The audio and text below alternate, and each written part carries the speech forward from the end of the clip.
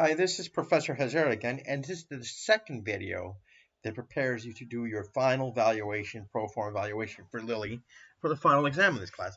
Actually, when you get down and do this whole thing, you're going to see that actually you're going to be using concepts from all over this course, including in the sense of statement of cash flows, because you're going to be computing free cash flows, all sorts of things, and reading financial statements. Okay, anyway, so here's what we got. In the last video, I had set up these financial statements. I had copied these from the short form valuation right there, the basic assumptions. I had brought over the income statement from the income statement worksheet, 5 or 6 to the left over there. I had brought over the balance sheet. I haven't started work on the balance sheet yet. We'll work on the balance sheet in the next video after this one. I had taken everything as a percentage. I had calculated all the line items as a percentage of sales. So all I did was I calculated sales as a percentage of itself, and I calculated, you'll see where they point, I calculated cost of goods sold as a percentage of sales. I calculated selling, all those expenses as a percentage of sales. Notice that the formula keeps referring back to sales, and those are percentage of sales. I froze the sales, that's why I did it. Okay, now we're going to finish the income statement. So this should be a fairly short video. Okay, now I'm going to give you three things, basically three ways, let's say, that you can forecast every line item. And it's going to, the choice is up to the analyst, in this case, financial analyst. But I'm going to let you use your judgment a little bit on Pfizer. But basically, there's three things you can do. Number one is, first thing you can do is when you pro forma things out, you can take a particular line item. So you can take this, when I say line item, I just mean whatever one of these items here. It's on a line. You can take any line item, and you could, the first thing you can do is take it as a percentage of sales. Take it as forecasted. I mean, as a percentage of sales. And for that, all you've got to do is use your base formula, which I've already shown you in the last video. I'll go over it for you in a second, but that's why I made that base formula, because a lot of these things, I would say 60 or 70% of things are just going to be, you're going to calculate, say, well, let's assume it's just the same percentage of sales that it was in 2019. For those, all you're going to do is take any line that you constructed this base formula for. If it's correctly constructed, you should be able to copy that line down to this one, and they'll get the percentages for whatever line you're looking at. Okay, so that's the first thing you can do. Second thing you can do, and this is for items that you're not familiar with, or for items that are immaterial, or for items that basically you're not familiar with, or that aren't related to sales, just hold an item constant. And you can hold an item constant if it's immaterial, or if it seems like it won't go up because next year's sales go up. And that's true for things like one-time losses that you had in 2019, and you'll see what I mean in a second. Or it could be true, or you hold an item constant also if you don't know what it is. And what you do if you're an analyst is you make your initial financial statements, and then you do your research, find out what the item is, and then you decide what to do with it. Okay, but in your initial cut, if you don't know what something is, just hold it constant. And finally, the other thing you can do is the final thing, and this is very important, is for all subtotals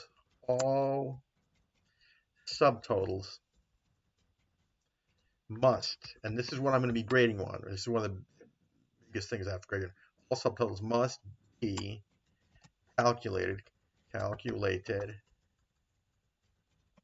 as subtotals. What do I mean by that? What I mean is that if you have individual expense like cost of goods sold, selling, informational, administrative expenses, those you can do as a percentage of sales or hold them constant. Generally, for those types, you're going to do a percentage of sales. But when you have subtotals, and what I mean by that are just items that are the sum or difference between other numbers, those you got to handle as sums or differences between other numbers. You cannot handle subtotals like this will be income from continuing operations, which is going to be your revenues less all these expenses, it looks like. Since it is a difference, or it's the difference between revenue and the sum of all those expenses, then that's how you have to calculate. And this is going to be really important. So, or your statements won't work and they're going to be useless. So even if your initial statements won't be useless, I'm going to put, this is not only something you can do with numbers, but all subtotals must be calculated subtotals. So for most expenses, just calculate them as percentage of sales and use the base formula for that. Other items, hold them constant, and these are like one-time items. If you don't know what something is, hold it constant. I won't hold it against you. And then subtotals, let's put a T in here. But if something is a subtotal, like income, or if we had gross profit would be a subtotal. Revenues minus cost of goods sold. Calculate them as subtotals, and that shows me that you, by the way, that you actually understand the financial statements you're looking at. Okay, so let's go down here and let's see what we got. Okay, this should be pretty quick. Okay, so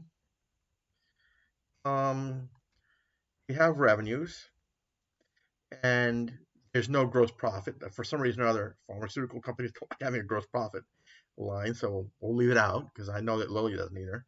So we're going to have sales minus cost of goods sold minus all these expenses, minus research and development, minus amortization of intangibles. That's they're writing down copyright patents in this case. So they're writing down their patents. So let's handle all these. These are really, really typical expenses, which are a percentage of sales. So we're going to use the base formula for that. And keep in mind that I put up here, whenever I use the base formula, basically when I do that, I'm going to be assuming that I'm going to be taking these three items here as a percentage of sales. That's the way that formula is set up. Okay, so you'll see, and I'll do it in a second, that these items here are going to be as a percentage of sales. Now this item here, restructuring charges, first of all, they're immaterial. 747 is immaterial out of 51,000 in sales and how many expenses. It's pretty immaterial. So, and I don't know what they were restructuring. So if something is immaterial, you know what it is, the time being hold it constant, that would hardly change your final value here. Now this is something that you're not going to see this necessarily in Lilly. You've just got to use common sense. And this is a gain. They actually sold an interest. It's like selling a fixed asset, a piece of equipment or a chair, whatever. They sold gain on completion of consumer healthcare. That JV, I'll bet, stands for joint venture transaction. So they probably had an interest in a joint venture with another company, and they sold it. And they made a gain on it of $8 billion. That's a lot. So it was a huge joint venture with somebody else. And they probably sold their interest in it, maybe to the other party, and they had a gain of $8 billion. Now you may be asking me, if they had a gain, why is it a minus? It's a minus because it's in the expense section. They put this in the expense section, so they're treating it as a negative expense. Expenses are negative, so if you have a negative of negative, it's positive. Basic math. Okay, and then finally, you have other income and deductions, which probably includes interest, which won't be too interesting here. How about this gain? I'm actually going to make that 0. And you ask me, why are you making that 0? I'm going to hold it constant. In a sense, I'm holding it constant, but I'm holding it constant at 0. And the reason is, it's obviously a one-time thing. They sold a huge part of this share in this joint venture, and it's gone. They're obviously not going to have, if it's gone, they're obviously not going to have the same gain in other. So I'm going to hold that constant at 0. Okay, and then other incomes and deductions. I'm just going to use the base formula for that. It's small, and let's actually hold this constant because it's not that small. It's only 7%. It's getting in the material where maybe some interesting items. It probably has interest expense there too. So there's probably a bunch of stuff in there. Some related to sales, expenses related to sales, some expenses like interest also related to the not sales, but the amount of debt the company has. But I'll just, for the time being, I'll hold it constant. And then what I do in real life is you go look at the actual expenses and you have a sub-schedule or something. Some things you'd hold constant, some things you take it as a percentage of sales. But we'll just hold it constant for now. So just to keep it simple. Okay, so here's what you do. I calculated cost of sales in the last video using the base formula. And I constructed the base formula. This is the base formula here. Okay, that's the base formula. And now, if you construct this formula right, what you should be able to do is, that's what I say, it's if I use the base formula, I'm going to be assuming that for each of the expenses, these expenses here, I'm using the base formula for, the assumption is they will be the same percentage of sales that they were in 2019. So going across the board here, I'm going to assume that all your expenses here are 28% of that year's sales, R&D is 70%, and then amortization of intangibles is 9%. I'll hold this constant at 747. I am holding this constant at 0, and we'll hold this constant across. So let's use a base formula, and you'll see why this makes it, if you do it right, it makes it so easy. So instead of having to go through all these formulas, for a lot of these things that I'm assuming, for all items which I'm pursuing, for which I'm assuming are constant percentage of sales, copy the percentage down, and you're going to see that by using that formula, let's look at this. If you take 2025 selling administrative expenses and divide by the 2025 sales, that should give us 28%. That's a dollar sign there because it's formatted that way. The 28% remain constant. Okay, and if you take the research and development, I'm just sort of proving this to you, divide it, that remain constant 70%. All remain constant 70% for all the years, and that one remain constant at 9%. So the base formula is working. I always like to check it at least once, make sure it's working. Once you got it's working, you should be able to take, we're going to have a bunch of balance sheet items where we do the same thing. So if you have the base formula down for any item, for any line item, for which it is assumed maintains the same percentage sales as in the base year, just use the base formula and you should be good to go. So all you have to do is take any row for which you use the base formula and just copy it down. Okay, restructuring charges, we're going to keep those constant because they're restructuring some organization. Could be it had something with the joint venture. We'll keep that constant. We're keeping this constant at 0, and that's because the gain, I'm pretty sure, only pertained to that year. And this one was a judgment call. I'll keep it constant now, and if I continue this valuation, what I would do is I would look at other. I'd go in and look at the subschedule, which is out to the right, one of those worksheets out to the right, see what it is, and see if there's some things that I actually take as a percentage of sales. Okay, so what we've got here is we've got this revenue here. We've got all these expenses here. And it sort of upsets me is that they have no gross profit line. Most companies will have a separate subtotal for gross profit. And they have no total expense line, which I would like to see. But I'm going to keep the statements in this same formula, same format they had in the SEC in. So I'm going to keep it like this. Okay. And now we get to income from continuing operations. Now, here's the big rule. I can't use the base formula. Obviously, can't hold it constant because you have growing income. I cannot use the base formula because this is a subtotal. It's either the sum of some numbers or the difference of some numbers. It's a subtotal. In this case, it's both the sum and the difference. Okay, so it's going to be basically revenues minus all your expenses. And I wish they had a separate total expenses subtotal, but they don't. But I'm going to keep them in the same format. You start changing the format, you start getting yourself in trouble. So here's what we're going to do. We're going to take sales for 2020, and we're going to subtract the sum of all the expenses, which starts there and goes to there.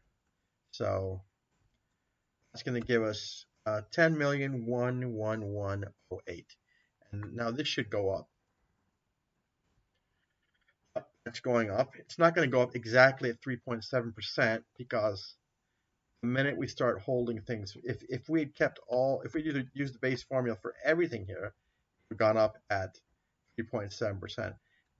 The linear relationship is lost when you hold items constant. Okay, so that looks good though. Not going to be 34%, I would say. Anything?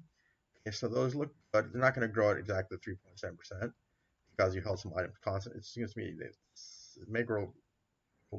Well, I'm not sure. It'll grow somewhat, a little bit different, 3.7%. Those look good. I just want to verify. I just like for this, especially for the income subtotal, I like to verify it. So let's just do this just to check ourselves. I like to verify myself in the last year. There's your total revenue for the last year, 62 billion for the last year. Just checking myself, and then I'm just going to do total expenses for the last year equal to the sum of. I'm going to erase this, equal to the sum of all those things. So if I take the revenues minus the expenses, 369.15. So that checks out. I just like to check things, especially the income number. You can save yourself a lot of trouble if you check important numbers. So it looks like so far everything is good. Okay, now just a couple more things and we're done here. Okay, we're going down. We're working down toward this net income attributable to Pfizer. It looks like we've got a lot of lines left. However, all these things here, it looks to me like they're going to be zero because these are from discontinued operations. You don't see too much of this, but that means they discontinued one of their divisions and they sold all the assets off, and they had some income, and then when they sold it, they disposed of it and had a gain. And so the division, I guess they had zero gain on the disposal, and they had some $4 million in income for the year before they put it out of its misery. Okay, so anyway, so let's go ahead and get the next subtotal. So this is a subtotal right here. It's your income from your operations. Now we've got our income taxes. Now income taxes, let's just use the base formula because income taxes should go up as your income goes up. So we'll just use the base formula there. So we're assuming, the wrong one there. Let's do that again. There's the line there. Okay, so we're going to use the base formula. First of all, we're going to use the base formula. We must have some good accounts because income was 3% of sales. We'll get our tax rate in a second. So we'll use the base formula, and you should do this for Lily too. And so all we've got to do is when you use the base formula, when you assume that the percentage is going to hold, just take the base formula for any one you've used the base formula for, copy it down. So your income tax is going up, and I just want to see their effective tax rate. If you take any one of these numbers and divide by the income, get the same thing. They have a 13% tax rate, which is good if they have good accounts. They have some very good accounts. So we've got another subtotal. So I'm going to put lines where there is a subtotal. So if you take your income before taxes, and there's your taxes, we're going to subtract out our taxes. You're subtracting out because if you go to Pfizer's own statements, you can see that was their income before taxes, took out their taxes, and the income from continuing operations after taxes is lower. So you know they've been subtracted. You can check your numbers against the company's original numbers to see the relationship because they don't always put pluses and minus signs there. So this is going to be that minus that, and I'm going to put here, this is a subtotal. This is a subtotal, and by the way, that income number there is also a subtotal. When I say subtotal, I mean you can't use the base formula. It has to be calculated as the addition of two numbers or the difference between two numbers. Okay, in this case, it's the difference between your pre-tax income and your income taxes. Okay, so that number is looking good there. Yep, numbers look good so far. Okay, and now you're not going to see this for Lily because you're probably going to I doubt that Lily continued on your operations. This is they do this once every 10 years. Some companies, they just decide to put some division out of its misery. So I'm just going to hold these numbers here at zero. It's a division that they In a sense, I'm holding them constant at 0. This adjustment call. So you hold them constant. You hold things constant if they're minor and you don't know what they are, or if they're things that are only going to happen once in a while. They're not continuing from items. So I'm going to hold this constant at 0 too. It's the gain that you would have from the disposal. So, and that's just, so I've got income from, that's going to be 0 because they only do it once in a while. Okay, so this is the subtotal. Notice that this right here, I'm going to put a line here because this is a subtotal. How do you know it's a subtotal? Well, look at the numbers. They have 16,298, income from continuing operations, and then they have discontinued operations net of tax. So this number here is just that sub. This is the sum of the 4 plus the 0. So in a sense, I'm just going to take these zeros here, add them across. You may be asking, well, why don't you take it out? Because I hate changing the format of things. Once you start changing the format of the way the company puts statements together, then sometimes you get real trouble. They do things for a reason sometimes. Sometimes it's a good reason, sometimes not good reason. That's a good reason. Okay, so now here's your discontinuation operations net of tax. So net income before allocation non-controlling interest. It's just, in this case, 8,675,000 plus that subtotal, which is 0, so you get the same number. And it's, even if you're saying to yourself, well, why should we bother with this? It's looking at the statements, knowing what's a subtotal and what's not, or understanding the way the statements were put together. It may seem silly, but it's good. Now we're going to get to, and this, Lily is going to have this, you're going to have something that says income before allocation of non-controlling interest. And what we're going to do here, notice, the way you notice whether they're adding or subtracting something is by looking at the original statements. Obviously, subtracting 16,302 minus 29 gives you 16,273. So you're going to subtract it. I'm going to hold that constant across all years. And you may be asking, well, why don't you make it 0 like you did for discontinued operations? Because discontinued operations are something, they're a division which I got rid of. And I'm probably, since the division is gone, I'm probably not going to get rid of it. There's nothing to get rid of anymore. Maybe I'll do the same thing in 10 years, but it's discontinued operations is something you see once in a while.